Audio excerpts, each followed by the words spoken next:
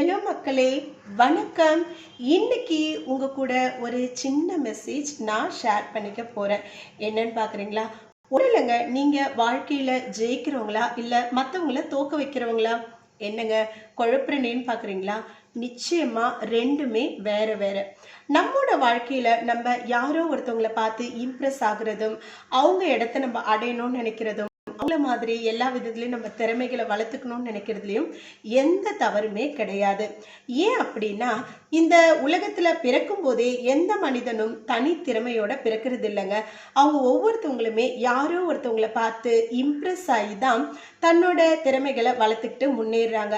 ஆனா அவங்க அந்த இடத்த அடையிறதுக்கு எவ்வளோ கஷ்டப்பட்டிருப்பாங்க, எவ்வளோ தடைகளை தாண்டி வந்திருப்பாங்க, எவ்வளோ இன்னல்களை சந்திச்சிருப்பாங்களோ அதுல 1% நம்ம உண்மையா உழைச்சி நேர்மையா நம்மளோட திறமைகளை வளர்த்துக்கிட்டு அவங்கள ஜெயிச்சு காட்டுறோம் பார்த்தீங்களா, அதுதாங்க உண்மையா ஜெயிக்கிறது, உண்மையான வெற்றி.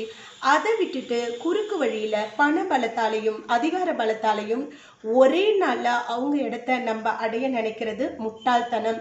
இது எல்லாத்தையும் தாண்டி குறுக்கு வழியில அவங்க செய்யற ஒரு விஷயத்துல போய் இன்வால்வ் ஆகி அதை செய்ய விடாம தடுக்கிறது, எல்லாத்துக்கும் மேல அவங்கள ஆள் வச்சு மிரட்டுறது, பண பலத்தாலையும் அதிகார பலத்தாலையும் அவங்கள எந்த வேலையும் செய்ய விடாம தடுத்து முடக்கி வைக்கிறது, அவங்க மேல பொய் புகார் கொடுத்து அதை நிரூபிக்க முடியாம அசிங்கமா தோத்து போறது, இந்த மாதிரி விஷயங்கள் எல்லாம் செய்யறத நிறுத்திட்டு அவங்கள வீழ்த்துறத பத்தியே யோசிக்கிற நேரத்துல நம்மளை எப்படி வளர்த்துக்கலாம், நாம எப்படி முன்னேறலாம், அவங்கள தாண்டி நம்ம எப்படி வளர்ந்து காமிக்கலான்னு உங்களோட திறமைகளை வளர்த்துக்கிறதுல நீங்க முயற்சி பண்ணுங்க.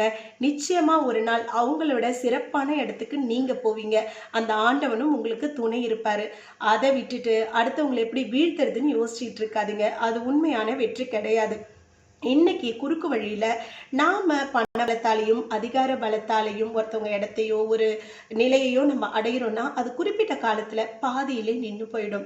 ஆனா உண்மையான திறமையும் தகுதியும் நீங்க வளர்த்துக்கிட்டு இங்க இல்லைங்க, எங்க போனாலும் தனித்துவத்தோட நீங்க மிளிருவீங்க. உங்ககிட்ட இருக்க திறமைய யாராலையுமே பறிக்க முடியாது. அதனால மற்றவங்களை வீழ்த்தறத பத்தி சிந்திக்கிறத நிறுத்திட்டு உங்களை முன்னேற்றத்தை பத்தி யோசிக்கும் போது இந்த நாள் மட்டும் இல்லைங்க, எல்லா நாளுமே நீங்க வெற்றியை தேடி போக வேணாம், வெற்றி உங்களை தேடி வரும். என்ன நான் சொல்றது சரிதானே? பிடிச்சிருக்கா? நன்றி, வணக்கம்.